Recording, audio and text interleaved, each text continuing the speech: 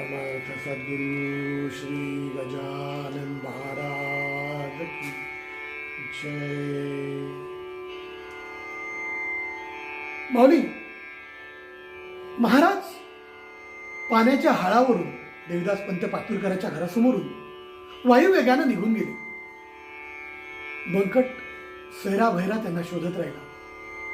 बंकटाचं मन कशातच लागेना. ना भूक ना तहान ना झोप.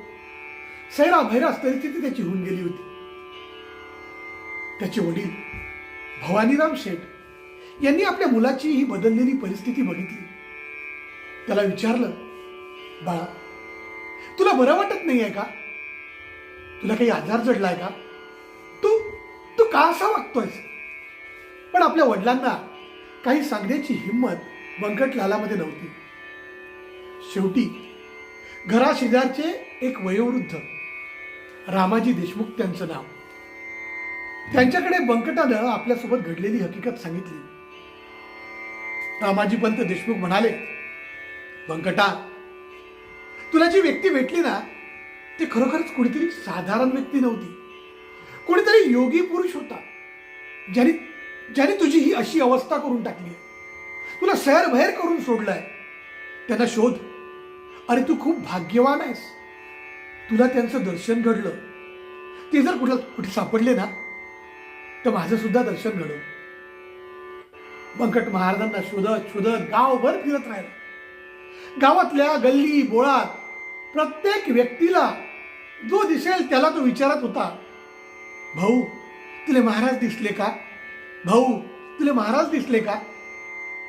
असाच फिरता फिरता त्याला पितांबर शिंपी भेटला. पितांबर शिंपी गावातला एक सद्गृस्त, भक्तिपंथात चालणारा साधा माणूस. पितांबराला सुद्धा त्या बंकटाने आपल्यावर घडलेली परिस्थिती सांगितली. महाराजांबद्दल बोलला. पितांबर त्याला म्हणाला, बंकट भाऊ आज गोविंदबुवाचं कीर्तन आहे शिव मंदिरात. गोविंदबुवा टाकळीकर पंचक्रोशीमध्ये ज्यांचं नाव होतं, ज्यांच्या कीर्तनाला अलोट गर्दी व्हायची, चल आपण पण त्यांच्या कीर्तनाला जाऊ, म्हणजे तुझं मन थोडं शांत होईल. बंकटाला ते पटलं. दोघेही गोविंदबुवा टाकळीकरांच्या कीर्तनाला ऐकण्यासाठी शिवमंदिराकडे गेले. मंदिरात महाराजांचं कीर्तन चालू होतं आणि बाहेर बघतो तर काय, प्रत्यक्ष गजानन महाराज फरशीवरती मंदिराच्या बाहेर बसले होते. महाराजांना पाहिल्याबरोबर बंकटाचा आनंद गगनात मावेनासा झाला. माऊली काय तो चेहऱ्यावरचा आनंद. तो बंकट धावत गेला.